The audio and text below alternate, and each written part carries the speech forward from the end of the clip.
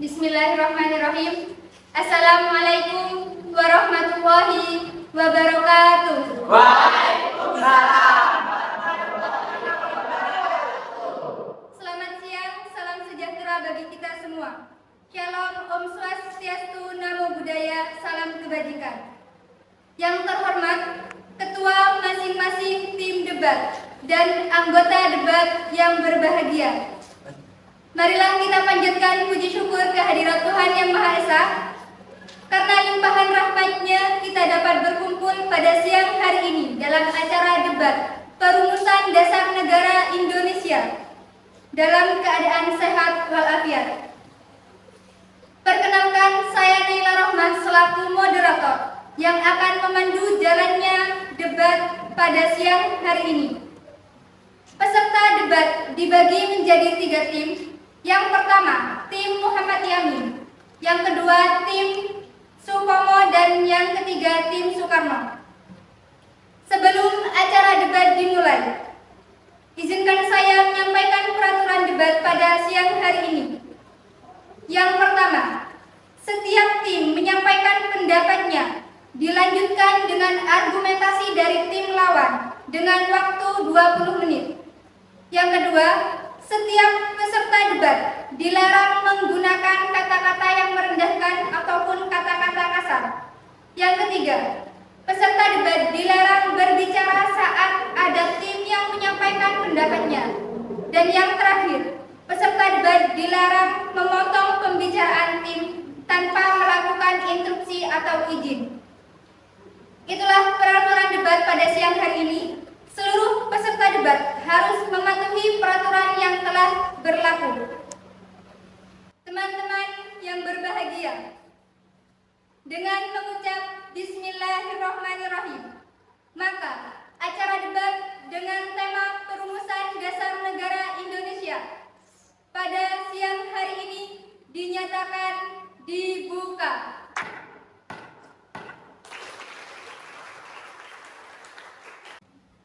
Selanjutnya, saya persilahkan masing-masing tim untuk menempati diri di depan guna memperkenalkan diri dan menampilkan yel-yel.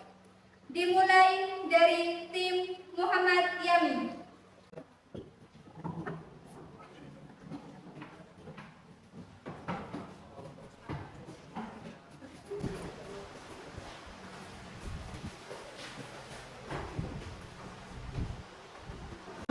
Assalamualaikum warahmatullahi wabarakatuh. Waalaikumsalam warahmatullahi wabarakatuh.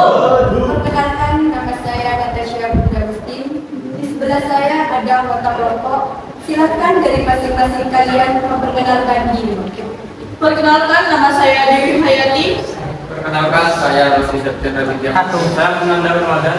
Saya Nini Sampurni. Saya Muhammad Dewi dan Ramadan. Saya Masalah Mauludi. Saya Nabila Bidayati. Saya Sabrina Khayati Amanda. Perkenalan dari kami akan menampilkan yel-yel kelompok kami. 1, 2, 3.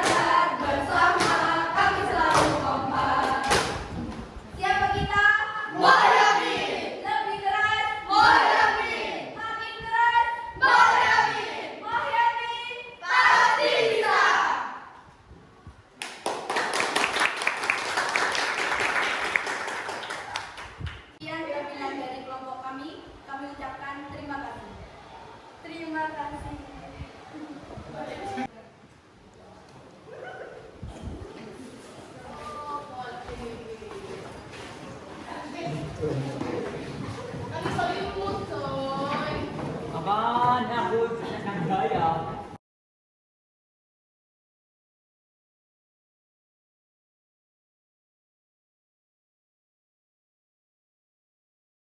Satu.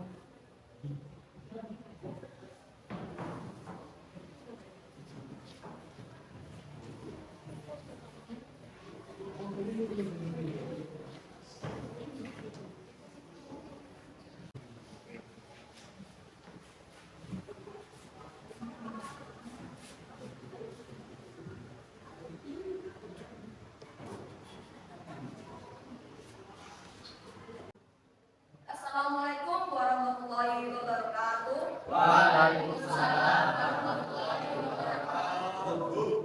Kita dari tim Supomo ingin memperkenalkan diri terlebih dahulu.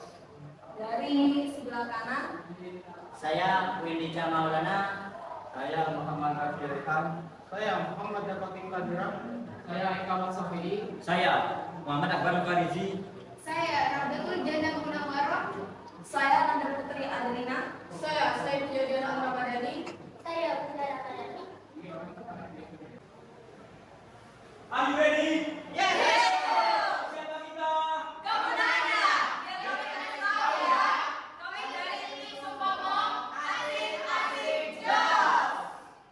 Tim Supomo.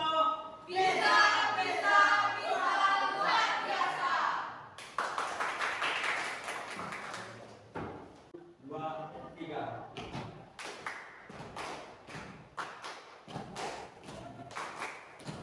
Ayo teman-teman dekatkan diri kami.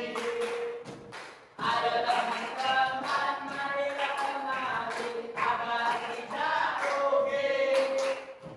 Satu kali saja dimasukin buat tadi. Tidak pakai nama, tidak pakai susah, yang santai-santai aja. Ilmu omongannya hebat-hebat, kalau lewati orang terpikat.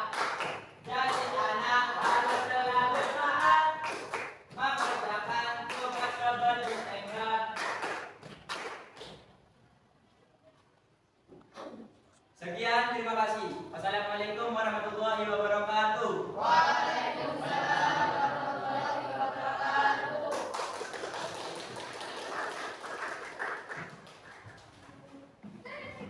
Terima kasih kepada tim Supomo. Selanjutnya, saya persilahkan tim terakhir, tim Soekarno untuk memperkenalkan diri dan menampilkan yel-yel.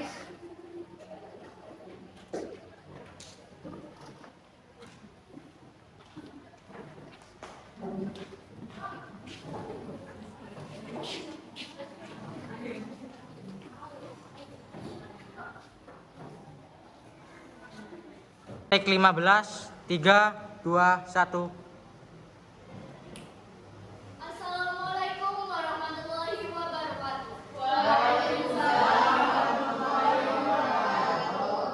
Perkenalkan, saya Nadina Fadila. Di sebelah kiri saya ada tim saya. Saya persilahkan tim saya untuk memperkenalkan dirinya masing-masing. Perkenalkan, saya Seri Sabrina. Saya Maulana. Saya Abdul Surya Mental. Perkenalkan, nama saya Muhammad Arya Dinata. Perkenalkan, nama saya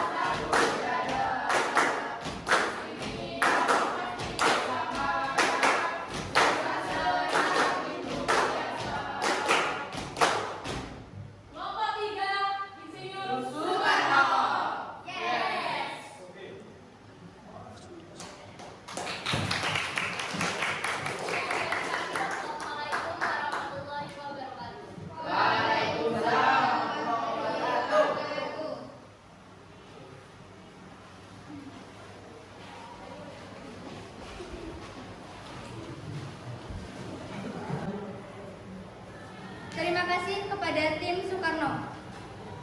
Baiklah, kita mulai acara debat pada siang hari ini. Diawali dengan penyampaian pendapat oleh tim Muhammad Yamin mengenai rumusan dasar negara Indonesia, dilanjutkan dengan argumentasi oleh tim lawan.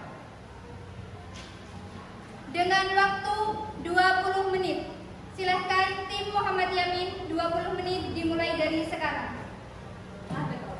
Selamat siang para hadirin yang terhormat. Pada kesempatan kali ini, saya akan membawakan sebuah presentasi yang mengangkat sosok yang tidak hanya berpengaruh dalam sejarah Indonesia, tetapi juga dalam pergerakan kemerdekaan. Sosok yang telah mendedikasikan hidupnya untuk perjuangan, pena, dan idealisme. Ia adalah seorang politikus dan pejuang kemerdekaan yang namanya tidak akan pernah pudar dari lembaran sejarah kita. Mari kita perkenalan lebih jauh dengan tokoh yang kita angkat pada presentasi kali ini, Muhammad Yamin. Dalam presentasi ini, kami akan menjelajahi biografi dari Muhammad Yamin. Dipersilakan teman kelompok saya untuk membaca. Oke, saya Dewi Hayati, saya akan membacakan biografi latar belakang Muhammad Yamin. Muhammad Yamin dilahirkan di Talawi, Sawah Lunto pada 24 Agustus 1903. Ia merupakan putra dari pasangan Usman Baginda Khotib dan Siti Saja yang masing-masing berasal dari Sawah Lunto dan Padang Panjang. Ayahnya memiliki 16 anak dari 5 istri, yang hampir keseluruhannya kelak menjadi intelektual yang berpengaruh. Saudara-saudara Muhammad Yamin antara lain Muhammad Yaman, seorang pendidik, Jamaluddin Adinegoro, seorang wartawan terkemuka, dan Ramana Usman, pelopor Korps Diplomatik Indonesia. Selain itu, sepupunya Muhammad Amir juga merupakan tokoh pergerakan kemerdekaan Indonesia. Yamin mendapatkan pendidikan dasarnya di HIS Palembang, kemudian melanjutkan ke AMS Yogyakarta. Di AMS Yogyakarta, ia mulai pelajari sejarah purbakala dan berbagai bahasa seperti Yunani, Latin, dan Kai. Namun setelah tamat, niat untuk melanjutkan pendidikan ke London, Belanda harus diurungkan karena ayahnya meninggal dunia. Ia kemudian menjalani kuliah di Sekolah Tinggi Hukum di Jakarta yang kelak menjadi Fakultas Hukum Universitas Indonesia dan berhasil memperoleh gelar Mister Indirect sarjana hukum pada tahun 1932. Itulah latar belakang dari Muhammad Yamin. Saya Sabrina Novalia Tria Amanda yang akan menjelaskan tentang politik Muhammad Yamin. Yamin adalah seorang politikus Indonesia yang terkenal. Karir politiknya dimulai saat ia masih menjadi mahasiswa di Jakarta. Ia bergabung dengan organisasi Jong Sumatera Nenbon dan turut serta dalam merumuskan Sumpah Pemuda dan mendeklarasikan bahasa Indonesia sebagai bahasa nasional. Ia sangat mendorong penggunaan bahasa Indonesia sebagai alat persatuan. Setelah Indonesia merdeka, bahasa Indonesia menjadi bahasa resmi dan bahasa utama dalam sastra. Pada tahun 1932, Yamin meraih gelar sarjana hukum dan bekerja di bidang hukum di Jakarta hingga tahun 1942. Ia merupakan anggota partai politik Partindo dan kemudian bersama Adnan Kapaugani dan Amir Syarifuddin mendirikan Gerakan Rakyat Indonesia Garindo. Garindo bertujuan meningkatkan kesadaran akan gagasan-gagasan nasionalis dan bekerja sama dengan Belanda. Yamin dikeluarkan dari Garindo pada tahun 1939 dan kemudian mendirikan Partai Persatuan Indonesia Parpindo.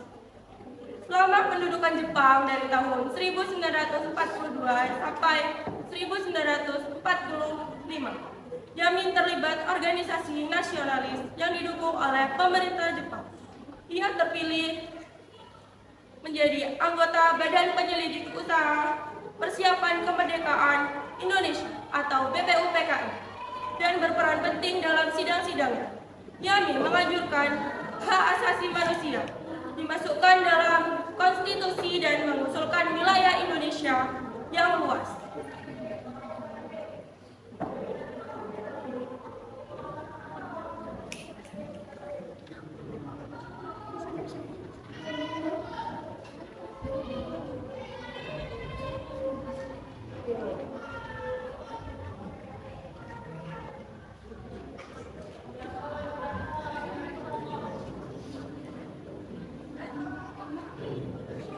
Perkenalkan, saya Nabila Dudayanti. Saya akan menceritakan politik tentang Muhammad Yamin. Yamin mengklaim bahwa pada tanggal 29 Mei 1945 ia menguraikan dasar filosofis dan politik untuk negara baru, termasuk prinsip-prinsip Pancasila. Namun, klaim ini dipertanyakan oleh anggota BPUKI lainnya. Yamin juga terlihat dalam merumuskan konstitusi dan menjadi anggota Panitia 9 yang menghasilkan Piagam Jakarta dan berkontribusi dalam membentuk konstitusi. Setelah Indonesia memproklamasikan kemerdekaannya pada 17 Agustus 1945, Yamin tetap menduduki posisi penting dalam pemerintahan. Ia menjadi anggota DPR, Menteri Kehakiman, Menteri Pendidikan dan Kebudayaan, Ketua Dewan Perancangan Nasional, Menteri Sosial dan Kebudayaan, serta Menteri Penerangan. Jadi Menteri Kehakiman, Yamin membebaskan tahanan politik tanpa melalui pengadilan. Suatu keputusan yang menuai kritik, namun ia tetap bertanggung jawab. Sebagai Menteri Pendidikan dan Kebudayaan, ia memfasilitasi pendirian universitas di seluruh Indonesia, termasuk Universitas Andalas di Padang dan Universitas Pendidikan Indonesia di Bandung.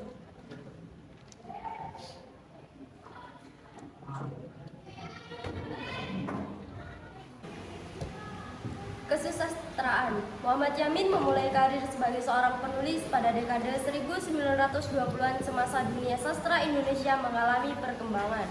Karya-karya pertamanya ditulis menggunakan bahasa Melayu dalam jurnal Jong Sumatera, sebuah jurnal berbahasa Belanda pada tahun 1920. Karya-karya terawalnya masih terikat kepada bentuk-bentuk bahasa Melayu klasik. Pada tahun 1922, Yamin muncul untuk pertama kali sebagai penyair dengan puisinya. Tanah air yang dimaksud tanah airnya yaitu Minangkabau di Sumatera. Tanah air merupakan himpunan puisi modern Melayu pertama yang pernah diterbitkan. Himpunan Yamin yang kedua, Tumpah Darahku, muncul pada 28 Oktober 1928. Karya ini sangat penting dari segi sejarah, karena pada waktu itulah Yamin dan beberapa orang pejuang kebangsaan memutuskan untuk menghormati satu tanah air, satu bangsa, dan satu bahasa Indonesia yang tunggal. Dramanya Ken Arok dan Ken Dedes yang berdasarkan sejarah Jawa muncul juga pada tahun yang sama. Dalam puisinya, Yamin banyak menggunakan bentuk soneta yang dipinjamnya dari literatur Belanda. Walaupun Yamin melakukan banyak eksperimen bahasa dalam puisi-puisinya, ia masih lebih menepati norma-norma klasik bahasa Melayu.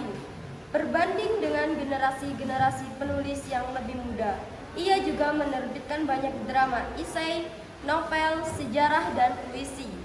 Ia menerjemahkan karya-karya William Shakespeare, drama Julius Caesar, dan Rabindranath Tagore. Pada awal 1930-an, Yamin aktif di kalangan jurnalis, bergabung dengan Dewan Redaksi Surat Kabar Panorama bersama Lim Konjan, Sanusi Pane, dan Amir Syarifuddin. pada pertengahan tahun 1936 bersama rekan-rekannya Lim, Pane, dan Sajari Pudin. Yamin memulai surat kabar lain Kebangunan 1936 sampai 1941 yang seperti halnya Panorama diterbitkan oleh Siang Po Printing Press milik Po Liang Gi.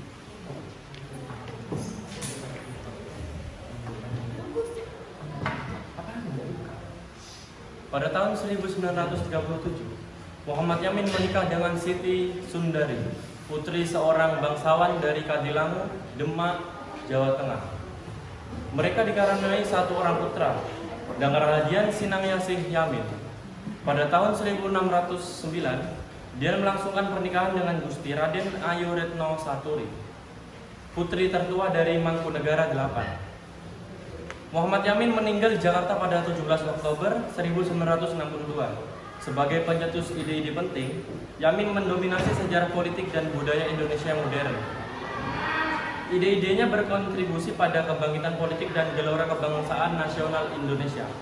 Pada tahun 1973, ia ditetapkan sebagai pahlawan nasional bangsa Indonesia. Rumusan dasar negara dari Muhyamin. Terkait konsep dasar negara, Muhyamin merumuskan 5 sila yang tidak diberi julukan atau nama. Adapun 5 rumusan dasar negara menurut Muhyamin adalah peri kebangsaan, peri kemanusiaan, peri ketuhanan, peri kerakyatan, dan kesejahteraan rakyat. Lebih lanjut, secara singkat tafsir rumusan dasar negara Muhyamin adalah sebagai berikut. Peri kebangsaan adalah gagasan bahwa Indonesia selayaknya didirikan atas dasar sifat bangsa menurut adat istiadat, tidak menyontek dari luar negeri. Peri kemanusiaan adalah pengakuan hukum sedunia atas bangsa Indonesia sebagai bangsa yang setara dengan bangsa lainnya. Peri ketuhanan adalah kondisi di mana bangsa Indonesia adalah bangsa yang beradab luhur dan peradabannya melibatkan Tuhan Yang Maha Esa atau bangsa yang hendaknya berkebutuhan.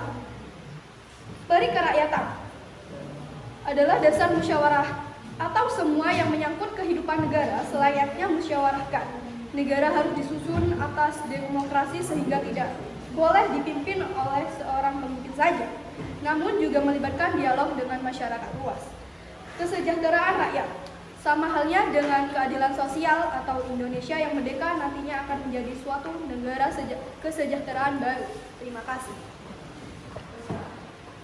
Itulah rumusan dari Muhammad Yamin.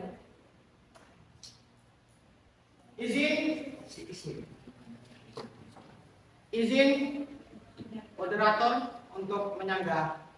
Silakan tim Supomo. Sanggahan untuk tim Muhammad Yamin. 1. Yang disebutkan tadi, peri kebangsaan. Fokus yang terlalu kuat pada kebangsaan dapat mengabaikan hak dan identitas kelompok.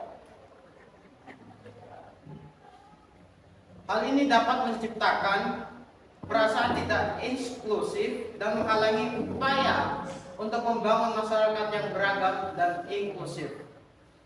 Kedua, peri kemanusiaan. Meskipun prinsip ini dikategorikan kemanusiaan penting dalam realitasnya, pelanggaran hak asasi manusia masih terjadi di banyak negara. Prinsip ini dapat diabaikan dalam situasi konflik atau kepentingan politik yang tertentu, mengorbankan kemanusiaan demi tujuan-tujuan yang lain. 3. Peri ketuhanan. Memasukkan unsur agama tertentu ke dalam dasar negara dapat mensampingkan pluralitas agama dan keyakinan dalam masyarakat. Ini bisa menciptakan ketidaksetaraan dan membatasi kebebasan beragama bagi warga negara yang berbeda keyakinan di Indonesia. 4. Peri kerakyatan. Proses demokrasi seringkali terhambat oleh politik uang, manipulasi media, dan praktik-praktik yang tidak adil. Ini dapat mengarah pada pemilihan yang tidak mewakili suara sebenarnya dari rakyat, yang bertentangan dengan semangat prinsip peri kerakyatan. 5. Kesejahteraan rakyat. Walaupun prinsip ini penting bagi kesenjangan ekonomi, masih nyata di banyak negara, banyak rakyat masih hidup dalam kemiskinan, terutama di Indonesia ini. Dan tidak memiliki akses yang merata terhadap layanan kesehatan, pendidikan, dan peluang ekonomi. Penting untuk diingat, wahai saudara-saudara di sini semua, bahwa setiap negara memiliki konteks dan tantangan yang berbeda dalam pandangan terhadap dasar-dasar ini, dapat bervariasi tergantung pada perspektif masing-masing individu. Ya, terima kasih moderator. Itu semuanya. Saya ingin menambahkan izin menyangga. Perkenalkan, nama saya Nofriansah Surya Mata. Saya ingin menyangga rumus Pancasila milik Muhammad Yamin pada bagian peri kebangsaan. Saya tidak setuju karena menyadarkan Pancasila pada peri kebangsaan saja berpotensi mengabaikan keragaman budaya, adat, istiadat, dan suku bangsa dan di Indonesia. Fokus yang terlalu kuat pada kebangsaan bisa mengesampingkan hak-hak kelompok minoritas yang mungkin memiliki identitas dan budaya unik. Pancasila seharusnya menyakup nilai-nilai universal yang dapat memiliki seluruh rakyat Indonesia tanpa mengesampingkan aspek-aspek lokal yang berharga. Cukup dari saya. Saya ingin melanjutkan sanggahan. Saya Miftah Wijana dari tim Insinyur Soekarno ingin menyangga rumusan masalah milik Mohyamin pada bagian peri kemanusiaan.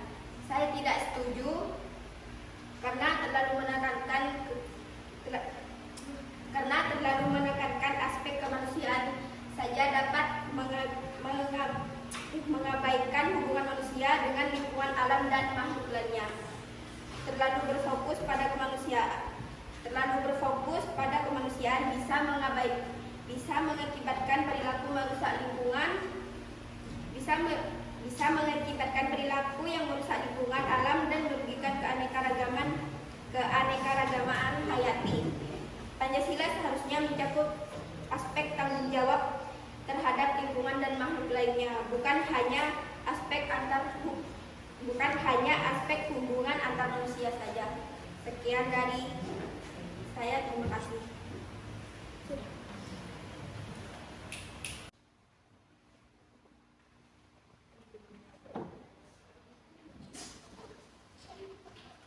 Sebelumnya saya ingin menyangga, perkenalkan saya Evi, yang menyangga rumusan Pancasila milik Muhammad Yamin pada bagian peri kerakyatan. Saya tidak setuju karena mengandalkan peri kerakyatan saja berpotensi mengabaikan perlindungan terhadap hak-hak individu yang mungkin tidak sejalan dengan pandangan mayoritas.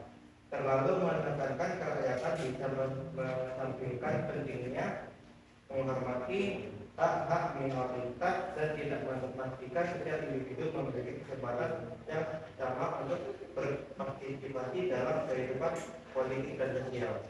Terima kasih. Sebelumnya saya ingin menyangga, perkenalkan, nama saya Ferdan Surya Ramadan. Saya ingin menyangga rumusan Pancasila milik Muhammad Yamin pada bagian kesejahteraan. Pada bagian kesejahteraan masyarakat. Saya tidak setuju karena hanya berfokus pada kesejahteraan rakyat bisa mengabaikan keadilan sosial, lingkungan, dan aspek environmental. Saya tidak setuju karena hanya berfokus pada kesejahteraan rakyat bisa mengabaikan keadilan sosial, lingkungan, dan aspek keberlanjutan ekonomi. Terlalu menekankan kesejahteraan bisa membuat negara mengabaikan masalah struktural yang mendasar seperti ketidaksetaraan ekonomi dan masalah lingkungan. Pancasila seharusnya mencakup prinsip-prinsip yang lebih luas untuk mengakomodasi aspek-aspek ini demi keberlanjutan jangka panjang. Tek 21 3 2 1. Baik, terima kasih saya sampaikan kepada tim Supomo dan tim Soekarno atas sanggahan kepada tim Muhammad Yamin. Selanjutnya saya persilahkan untuk tim Muhammad Yamin untuk menyatakan argumentasinya atas sanggahan yang telah diberikan.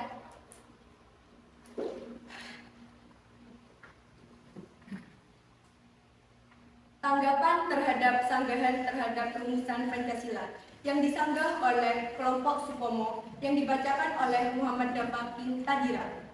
Yang pertama, peri kebangsaan. Prinsip kebangsaan dalam Pancasila tidak dimaksudkan untuk mengesampingkan keragaman budaya dan identitas kelompok minoritas. Sebaliknya, peri kebangsaan mengajarkan pentingnya persatuan dalam keberagaman. Dengan menghargai dan merayakan keberagaman budaya dan adat istiadat, Pancasila sebenarnya mempromosikan inklusivitas dan pengakuan terhadap hak-hak minoritas. Yang kedua, peri kemanusiaan. Faktanya, prinsip kemanusiaan adalah panggilan untuk memastikan bahwa pelanggaran hak asasi manusia tidak boleh diabaikan. Dalam masyarakat yang mengakui prinsip ini, upaya perlindungan dan terhadap hak asasi manusia dan kemanusiaan menjadi prioritas. Jika ada pelanggaran, itu adalah masalah pelaksanaan dan penegakan hukum yang perlu diperbaiki, bukan prinsip dasar negara itu sendiri. Yang ketiga, peri ketuhanan. Memasukkan unsur ketuhanan dalam dasar negara tidak harus berarti mengesampingkan pluralitas agama. Prinsip periketahanan sebenarnya mengajarkan nilai-nilai moral yang melampaui perbedaan agama dan mendorong rasa hormat terhadap nilai-nilai universal. Kebebasan beragama tetap dihormati dan diakui dalam konteks Pancasila yang inklusif. Sekian dari saya. Terima kasih. Baik, saya izin melanjutkan. Saya akan menanggapi sanggahan dari kelompok Soekarno dari Riki Wicaksono. 4. Peri kerakyatan. Prinsip ini tidak hanya menekankan mayoritas, tetapi juga prinsip perlindungan hak individu. Dalam konteks Pancasila, peri kerakyatan mengacu pada partisipasi aktif rakyat dalam pembuatan keputusan, serta keadilan bagi semua. Ini berarti menghormati hak-hak minoritas dan mencegah diskriminasi. Untuk selanjutnya, sanggahan dari Rama. Kesejahteraan rakyat. Walaupun kesejahteraan rakyat menjadi fokus, Pancasila juga memasukkan prinsip keadilan sosial dan lingkungan hidup yang baik. Kesejahteraan rakyat tidak bisa dicapai jika lingkungan rusak dan ketidaksetaraan ekonomi berlanjut. Prinsip ini dapat mendorong pembangunan yang berkelanjutan dan inklusif. Sekian dari saya. Terima kasih. Tek 20 3 2 1. Baik, terima kasih kepada tim Muhammad Yamin atas argumentasi yang sudah disampaikan. Dari tim lawan, apakah ada yang perlu untuk disanggah lagi? Tidak. Terima kasih. Baik, selanjutnya penyampaian pendapat oleh tim Supomo mengenai rumusan dasar negara Indonesia dilanjutkan dengan argumentasi dari tim lawan selama 20 menit dimulai dari sekarang. Di sini saya Widara Madani akan menjelaskan biografi Profesor Dr. Mr. Supomo. Supomo adalah seorang politikus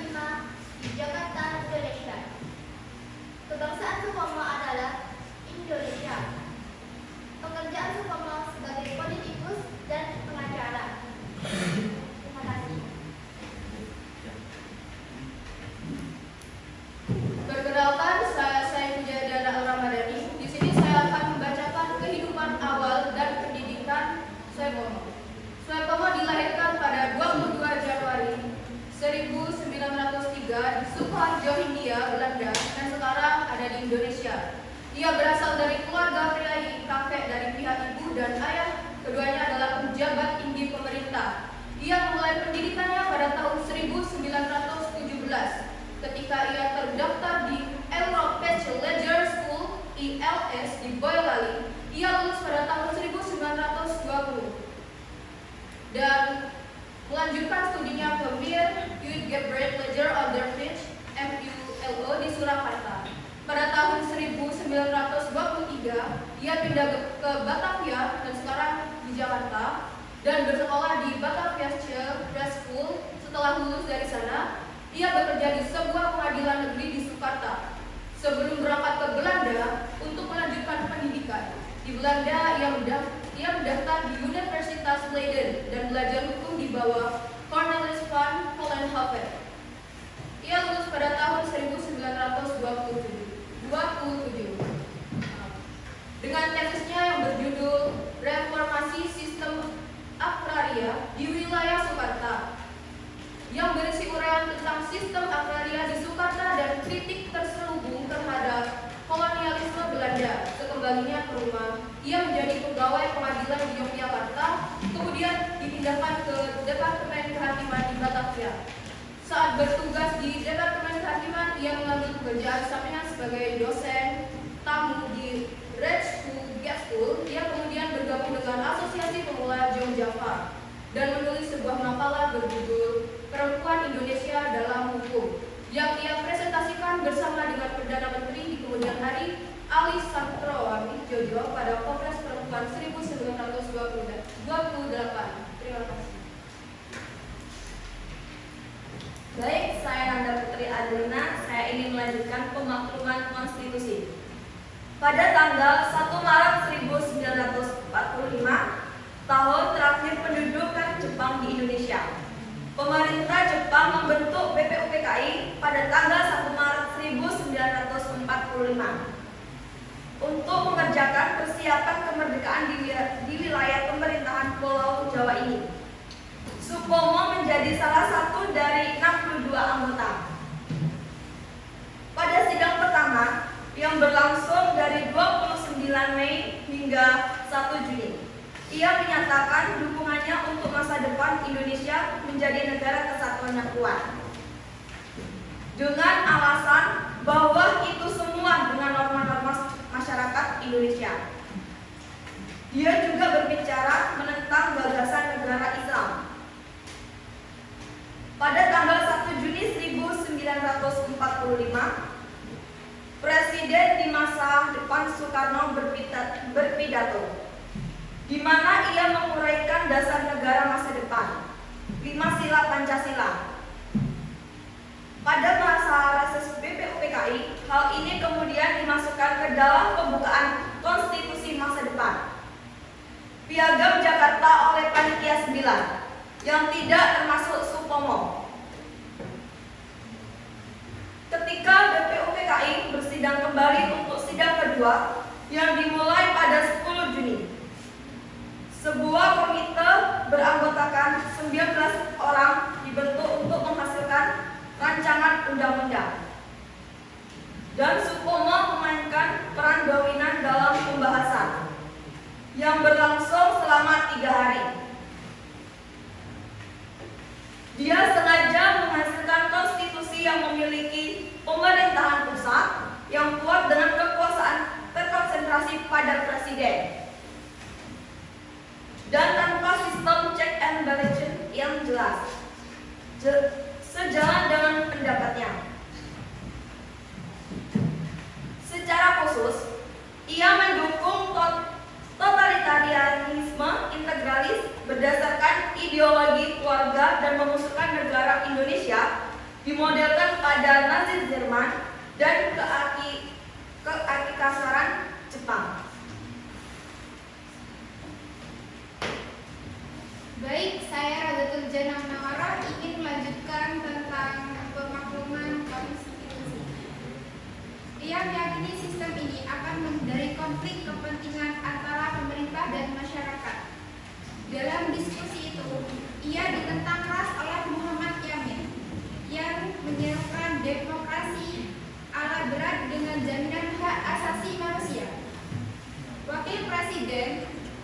masa depan Hatta juga menginginkan deklarasi hak-hak untuk dimasukkan.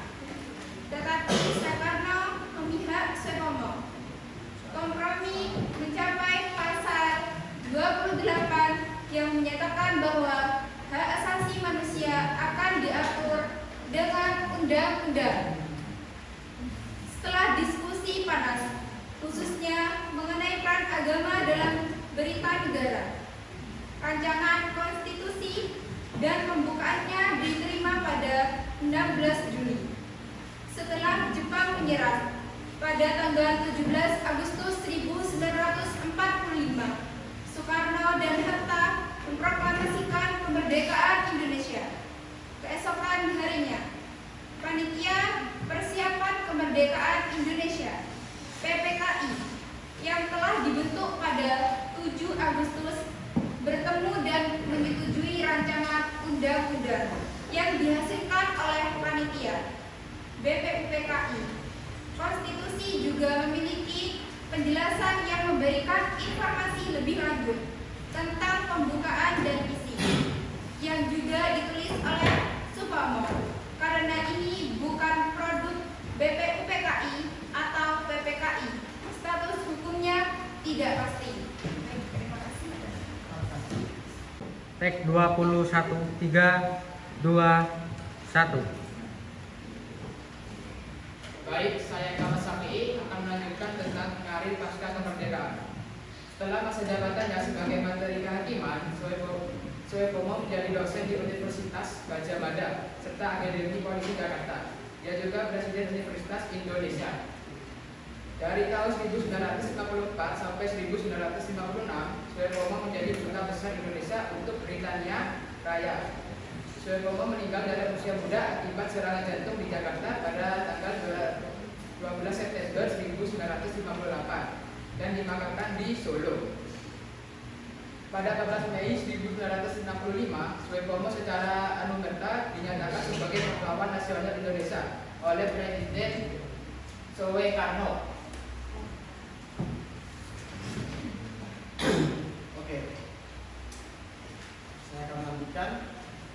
Soepomo sebagai pakar hukum, Soepomo mula-mula berbicara tentang syarat-syarat berdirinya suatu negara yang berdasarkan konstitusi. Menurutnya, syarat pertama adalah daerah. Terhadap hal ini, Soepomo sepakat bahwa daerah Indonesia meliputi batas Hindia Belanda.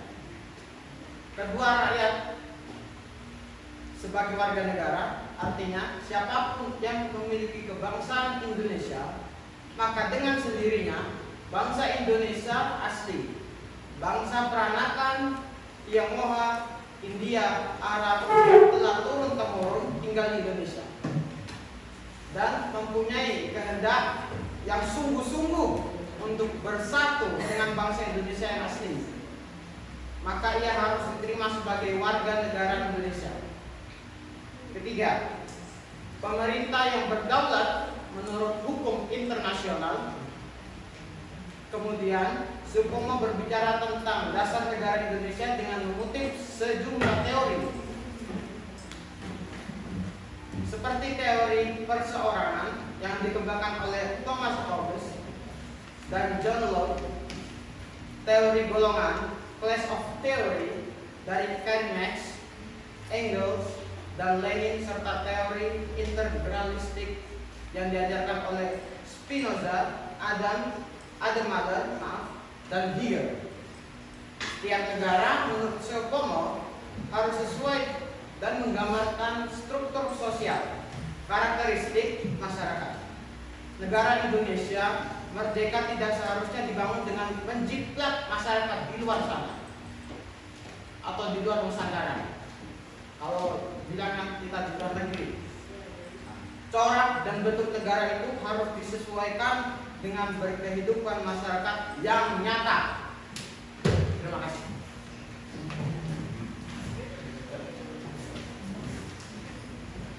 Terima kasih. Saya Muhammad Akbar Farizi akan menjelaskan penjabaran rumusan dasar negara dari Soepomo. 1. Persatuan. Persatuan yang dimaksud oleh Supomo adalah persatuan hidup, persatuan Kawulu dan Gusti, persatuan antara dunia luar dan dunia batin, antara mikro kosmos dan makrosmos, antara pemimpin dan rakyatnya. Supomo sangat menekankan adanya persatuan pemimpin dengan rakyatnya. Karena itulah penjabat negara menurut Supomo ialah pemimpin yang bersatu jiwa dengan rakyat, dan para pejabat negara itu senantiasa memegang teguh persatuan dan keseimbangan dalam masyarakat. 2. Kekeluargaan. Karakteristik sosial bangsa Indonesia adalah kekeluargaan, sehingga hal ini perlu menjadi dasar bagi Indonesia yang merdeka. Supomo mengkritik apa yang disebutnya kebudayaan Barat. Menurut Supomo, orang Barat berpegang pada prinsip perseorangan atau individualisme. Individualisme ini menyebabkan bangsa-bangsa Eropa pada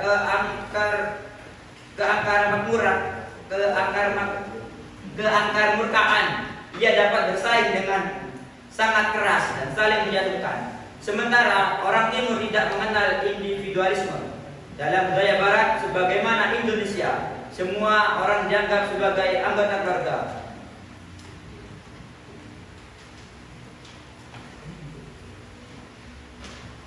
Semua pekerjaan dijelaskan secara bersama-sama. Oleh karena itu, negara Indonesia merdeka harus diselenggarakan atas dasar kekeluargaan dan gotong royong. Terima kasih.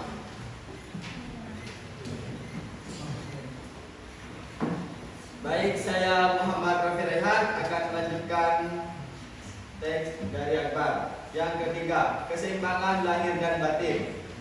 Setiap manusia menurut Supomo dalam pergaulan sosial memiliki kewajiban hidup dharma sendiri menurut kodrat alamnya, yang kesemuanya itu ditentukan untuk mencapai keseimbangan lahir dan batin. Batin di sini berkaitan dengan agama, keyakinan atau kepercayaan yang dimiliki masyarakat Indonesia yang dapat menjadikan petunjuk jalan dalam kehidupannya. Sementara lahir berarti hal-hal tampak, ragawi, dan fisikal. Keduanya tidak dapat dipisahkan. Yang keempat, musyawarah. Menurut Supomo, masyarakat Indonesia sudah terbiasa melakukan musyawarah sejak dahulu kala. Karena itu, pemimpin negara Indonesia menurut Supomo hendaknya bermusyawarah dengan rakyatnya atau dengan kepala-kepala keluarga dalam desa agar terwujud pertalian antara pemimpin dan rakyat. Terima kasih. Baik, saya Winica Maulana akan melanjutkan 5. Keadilan rakyat. Setiap pemimpin mulai dari kepala desa menurut Supomo harus bertindak sesuai dengan prinsip keadilan dan cita-cita rakyatnya. Pemimpin Indonesia yang dibayangkan oleh Supomo seperti Ratu Adil, sesosok raja dalam mitos orang Jawa yang akan menyelamatkan seluruh rakyat hari mara bahaya. Karena itulah Supomo menganjurkan bahwa dalam negara Indonesia itu hendaknya dianjurkan supaya para warga negara cinta kepada tanah air, ikhlas akan diri sendiri dan suka berbakti kepada tanah air, supaya mencintai dan berbakti kepada pemimpin dan kepada negara, supaya takut kepada Tuhan, supaya tiap-tiap waktu ingat kepada Tuhan. Terima kasih. Sebelumnya, saya ingin menyanggah. Perkenalkan, saya Nadina Fadila. Saya ingin menyanggah rumusan Pancasila milik Supomo pada bagian persatuan. Saya tidak setuju dengan argumen persatuan bahwa betapapun pentingnya persatuan, terkadang perbedaan pendapat dan keberagaman juga dapat memberikan pemahaman yang lebih luas dan beragam terhadap berbagai isu. Terlalu fokus pada persatuan juga bisa mengabaikan pentingnya mendengarkan suara-suara minoritas, lalu bisa menghambat pengakuan terhadap identitas dan keberagaman masyarakat. Sekian dari saya.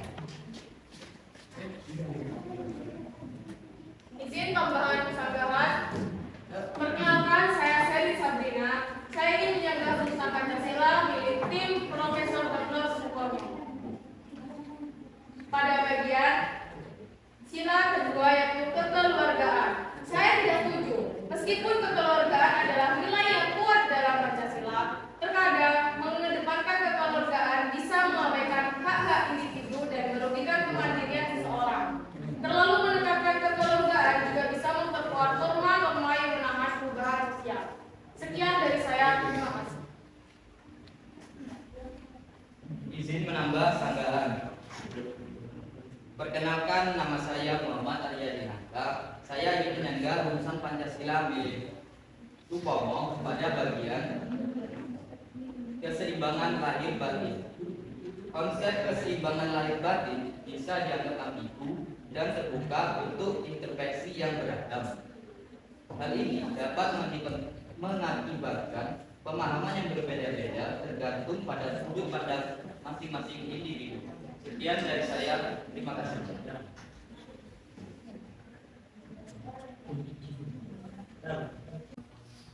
Baik, saya akan menyanggah tentang musyawarah. Sanggahan terhadap musyawarah bisa berkaitan dengan efektivitas dan inklusivitas dalam pengambilan keputusan secara musyawarah. Mungkin ada pendapat bahwa proses musyawarah cenderung memakan waktu dan tidak selalu menghasilkan keputusan yang efisien.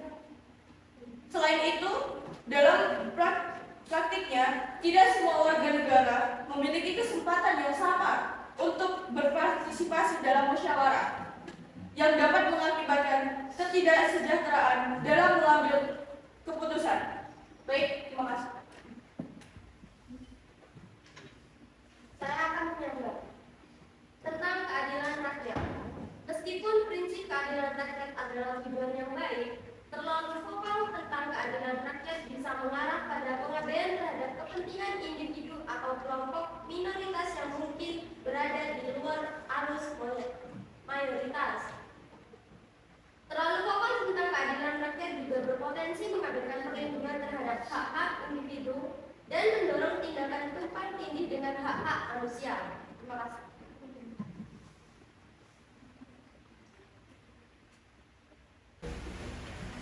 Baik, terima kasih saya sampaikan kepada tim Soekarno dan tim Muhammad Yamin yang telah memberikan sanggahan kepada tim Supomo. Selanjutnya saya persilahkan tim Supomo untuk menyampaikan argumentasinya dari sanggahan tim Soekarno dan tim Muhammad Yamin.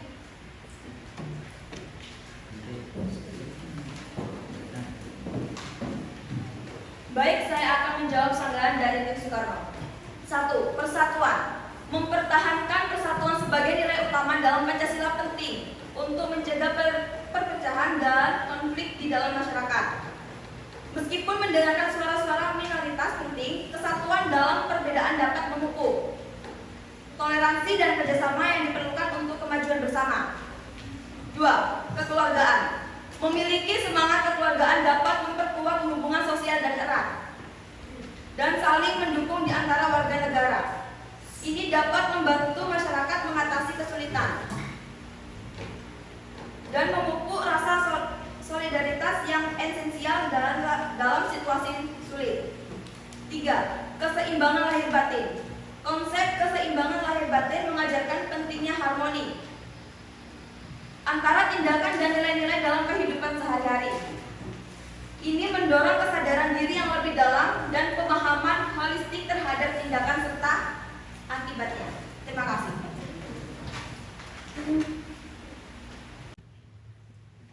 Baik, saya akan melanjutkan sanggahan dari tim Muhammad Yamin. 4. Musyawarah. Proses musyawarah, meskipun lambat, memungkinkan pemecahan masalah melalui diskusi dan pengambilan keputusan kolektif. Hal ini dapat menciptakan legitimasi yang kuat untuk keputusan dan mendorong inklusi dalam pengambilan kebijakan. 5. Kesejahteraan rakyat. Fokus pada kesejahteraan rakyat mencerminkan perhatian pemerintahan terhadap kesejahteraan individu dan kelompok dengan tetap memperhatikan aspek lingkungan dan keberlanjutan. Ini dapat memberikan landasan untuk pembangunan yang berkelanjutan dan adil. penting untuk menjaga keseimbangan antara nilai-nilai utama Pancasila dan tantangan serta konteks zaman modern. Argumentasi ini mencerminkan bagaimana nilai-nilai tersebut dapat dilihat dari sudut pandangan positif. Terima kasih.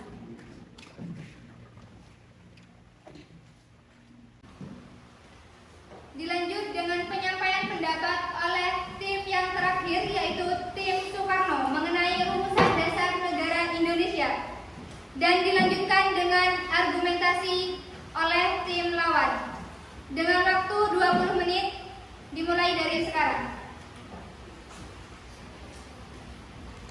Assalamualaikum warahmatullahi wabarakatuh. Waalaikumsalam warahmatullahi wabarakatuh.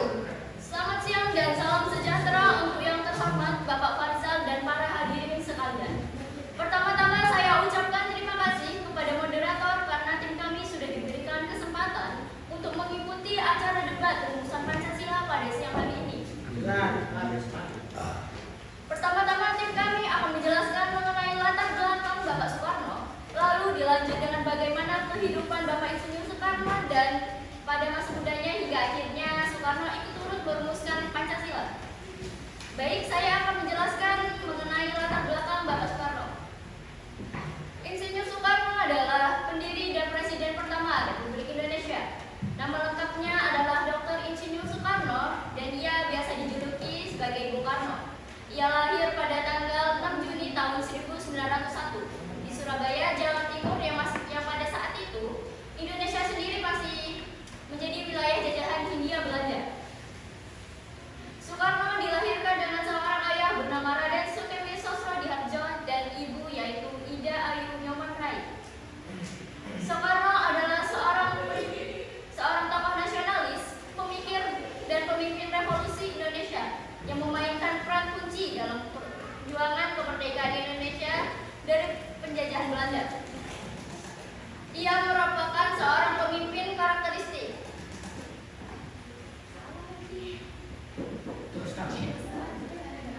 Ia merupakan seorang pemimpin karismatik yang mampu menginspirasi rakyat Indonesia dengan perjuangan meraih kemerdekaan. Selanjutnya dilanjut oleh Sherin dengan menjelaskan bagaimana kehidupan Bapak Insinyur Soekarno pada masa mudanya hingga akhir Soekarno ikut turut merumuskan Pancasila. 3, 2, 1. Penjelasan selanjutnya akan dilanjutkan oleh tim saya. Perkenalkan, nama saya Nurjani Sudarmanta. Saya akan mengajukan argumen dari Bapak Insinyur Soekarno. Pendidikan aktivisme. Setelah menyelesaikan pendidikan dasarnya, Soekarno melanjutkan pendidikannya di Teknik High School di Bandung. Sekarang menjadi ITB di Bandung. Di kampus inilah dia mulai terlibat dalam gerakan mahasiswa dan mengembangkan semangat nasionalisme. Selama studinya, ia terlibat dalam kelompok Budi Utomo yang memperjuangkan hak-hak pribumi. Baik, saya Nadine Putri Julia akan menjelaskan tentang kepemimpinan pergerakan kemerdekaan. Setelah lulus pada tahun 1926, Soekarno menjadi seorang arsitek dan mendirikan kantor arsitek di Bandung. Namun peran utamanya adalah sebagai pemimpin pergerakan nasionalis.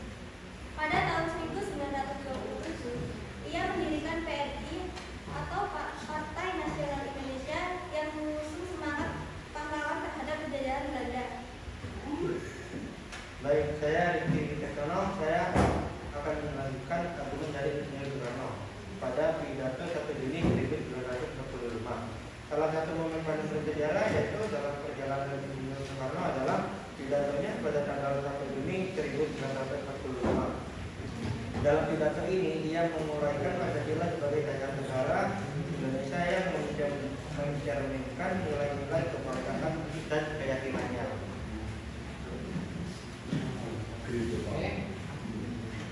Tek 24, 3, 2, 1. Baik, di sini saya akan melanjutkan argumen dari Insinyur Soekarno. Proklamasi kemerdekaan. Pada tanggal 17 Agustus 1945, Soekarno dan Muhammad Hatta memproklamirkan kemerdekaan Indonesia di Jakarta. Tindakan ini melambangkan dorongan kuat Soekarno untuk mengakhiri penjajahan Belanda dan membangun negara mereka. Perkenalkan, nama saya Ferdian Sulaiman. Saya akan melanjutkan argumen Presiden Soekarno. Masa presidensi. Soekarno menjadi presidensi pertama Republik Indonesia setelah kemerdekaan. Ia memimpin Indonesia dalam menghadapi berbagai tantangan termasuk negosiasi dengan Belanda, konflik regional, dan perebutan kekuasaan internal. Kebijakan politiknya yang seringkali berubah-ubah mencerminkan tentang kompleks dalam pembangunan negara yang baru. Baik, saya akan menunjukkan masa krisis dan jatuhnya Soekarno. Tahun-tahun berakhirnya kepresidenan Soekarno diwarnai oleh ketidakstabilan politik, konflik internal, dan krisis ekonomi. Peristiwa gerakan 30 September 1965 yang melibatkan kudeta militer dan pembunuhan sejumlah jenderal menjadi titik balik. Soekarno dicurigai terlibat dalam peristiwa ini pada tahun 1967. Ia akhirnya dijatuhkan dari kekuasaan oleh Letnan Jenderal Soeharto. Setelah dijatuhkan, Soekarno tinggal dalam tahanan rumah di Jakarta. Kesehatannya semakin memburuk dan ia meninggal dunia pada tanggal 21 Juni 1970. Terima kasih. Pada 1 Juni 1945, Insinyur Soekarno menjadi salah satu dari 9 anggota panitia 9 yang ditunjukkan oleh Badan Penyelidik Usaha Persiapan Kemerdekaan Indonesia atau disebut dengan BPUPKI yang diketuai oleh Dr. Haji Mahmud Yodhingrat. Tugas utama panitia ini adalah merumuskan dasar negara untuk Indonesia yang baru merdeka dari penjajahan Jepang. Dalam menjalankan tugas ini, anggota panitia memiliki latar belakang ideologi dan pandangan yang beragam. Terdapat kelompok yang lebih condong kepada sistem negara berdasarkan agama, dan ada pula yang lebih cenderung kepada prinsip-prinsip demokrasi dan keadilan sosial. Soekarno sebagai seorang nasionalis ingin memastikan bahwa Pancasila mencerminkan identitas dan kepribadian Indonesia yang beragam. Lanjutkan. Dalam proses perumusan Pancasila, Soekarno memainkan peran penting sebagai pemimpin dan penggerak. Ia turut memberikan masukan dan pandangan mengenai nilai-nilai yang harus mencerminkan semangat Indonesia merdeka. Pancasila yang mencakup 5 sila akhirnya disepakati sebagai dasar negara Indonesia pada tanggal 18 Agustus 1945. Pada tanggal 18 Agustus 1945, Soekarno menyampaikan pidato yang dikenal sebagai pidato 1 Juni. Dalam pidato ini, ia menyampaikan visi dan pandangannya mengenai dasar negara.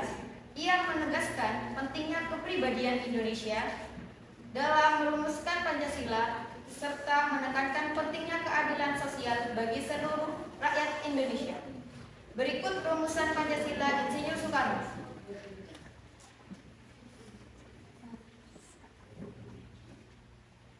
Baik, saya akan menambahkan rumusan Pancasila yang dibuat oleh Insinyur Soekarno. Yang pertama adalah 1. Ketuhanan dengan kewajiban menjalankan syariat Islam bagi pemeluk-pemeluknya. Soekarno memilih eksklusi nilai agama dalam Pancasila untuk mencerminkan identitas Indonesia sebagai negara yang menghargai keragaman agama dengan menekankan kewajiban menjalankan syariat Islam bagi pemeluk-pemeluknya. Ia berusaha mengakui peran penting agama dalam membentuk moral dan etika masyarakat. Prinsip ini juga mencerminkan komitmen untuk menjaga hak keagamaan warga Muslim. Yang kedua, kemanusiaan yang adil dan beradab. Prinsip kemanusiaan ini menggarisbawahi pandangan Soekarno akan perlunya perlakuan yang adil dan manusiawi terhadap sesama individu. Untuk mencakup penghindaran diskriminasi berdasarkan agama, ras, atau latar belakang sosial. Soekarno ingin menciptakan masyarakat yang mendasarkan tindakan dan kebijakan pada nilai-nilai moral yang tinggi. Yang ketiga, persatuan Indonesia. Dalam konteks Indonesia yang memiliki keragaman etnis, bahasa, budaya, dan agama, prinsip persatuan merupakan landasan penting. Soekarno ingin menghindari perpecahan dan konflik yang dapat muncul akibat perbedaan ini. Dengan mengutamakan persatuan, ia berharap menciptakan semangat kolektivitas yang mendorong pembangunan dan kemajuan. Sekian dari saya, akan ditambahkan dengan tim saya. Baiklah, saya di sini akan melanjutkan rumusan Pancasila dari Seri.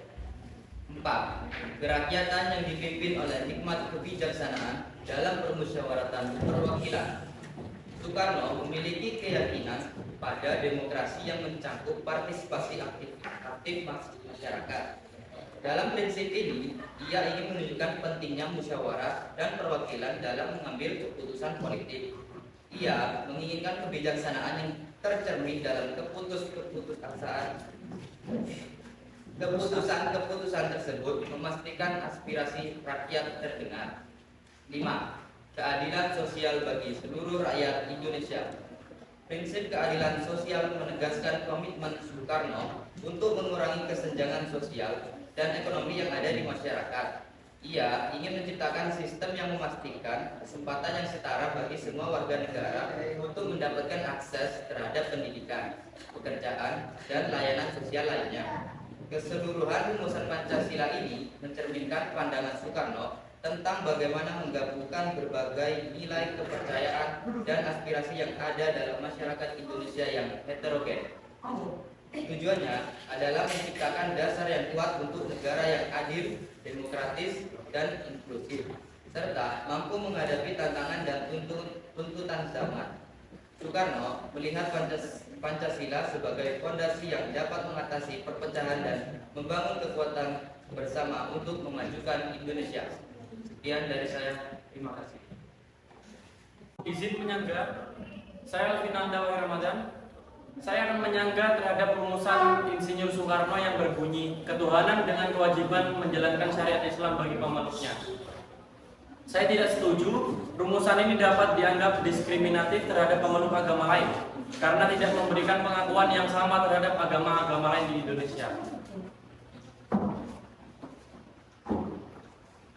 Izin menyangga sanggahan terhadap rumusan kemanusiaan yang adil dan beradab.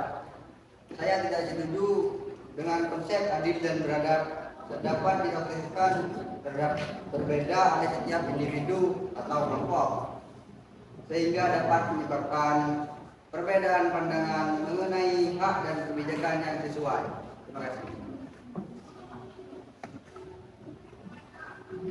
Saya ingin menyangga rumusan dasar negara ketiga dari kelompok Soekarno. Saya tidak setuju, meskipun mencoba untuk membangun persatuan, masih banyak perbedaan yang ada di Indonesia. Oke, izin menyangga. Saya akan melanjutkan penyanggahan Sabrina tentang rumusan dasar negara yang ketiga dari kelompok Soekarno. Menurut saya, perbedaan di Indonesia cukup banyak, terutama dari suku, budaya, serta agama yang dapat menghambat pencapaian persatuan sejati. Terima kasih. Baik, saya izin untuk menyangga tentang rumus sila kelima. Saya tidak setuju. Meskipun tujuannya adalah keadilan sosial, masih ada kesenjangan ekonomi yang signifikan di Indonesia. Banyak rakyat miskin yang belum merasakan manfaat dari pembangunan ekonomi dan perlu lebih banyak usaha untuk memastikan bahwa keadilan sosial benar-benar terwujud. Sanggahan ini mencerminkan beberapa masalah dan kekhawatiran yang mungkin timbul terkait dengan rumusan dasar negara. Harap diingat bahwa pandangan ini bisa bervariasi tergantung pada perspektif masing-masing individu. Baik, terima kasih.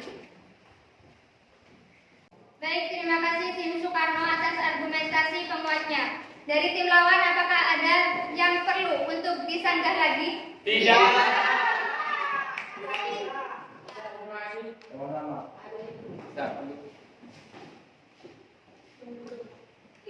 Baik, dari serangkaian debat yang sudah kita lakukan hari ini, kesimpulannya, penetapan rumus panjang yang mencerminkan keragaman pandangan dan nilai dalam masyarakat. Meskipun kontroversial, perdebatan ini membangun pemahaman bersama tentang nilai-nilai dasar yang akan membimbing negara. Ini adalah bukti vital dari keterlibatan demokratis dalam membentuk fondasi negara yang kuat. Setelah melalui proses perjuangan yang panjang, dari beberapa usulan rumusan Pancasila sampai saat ini kita menggunakan rumusan dasar negara Pancasila. Yang pertama, ketuhanan yang Maha Esa. Kedua, kerakyatan yang kemanusiaan yang adil. 3, 2, 1. Baik, terima kasih atas argumentasi yang telah disampaikan oleh tim Supomo dan tim Muhammad Yamin. Selanjutnya saya persilakan tim Soekarno untuk menyampaikan argumentasinya dari sanggahan tim Supomo dan tim Muhammad Yamin.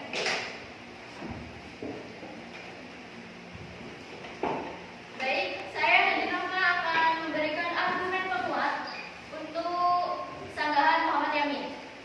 Yang pertama, sanggahan terhadap rumusan ketuhanan dengan kewajiban menjalankan syariat Islam bagi pemeluknya. Meskipun rumusan ini mengacu pada syariat Islam, dalam praktiknya Indonesia memiliki sejarah toleransi agama yang kuat.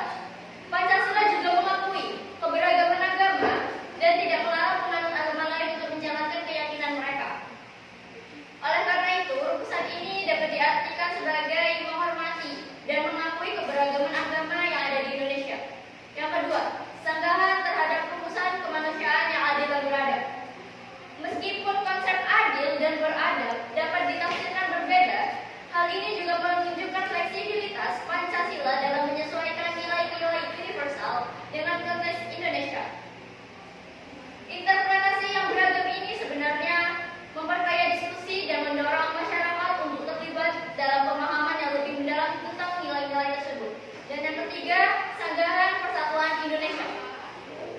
Meskipun ada perbedaan budaya, suku, dan agama, persatuan Indonesia bisa dilihat sebagai upaya untuk mengintegrasikan keberagaman tersebut dalam sebuah identitas nasional yang unik.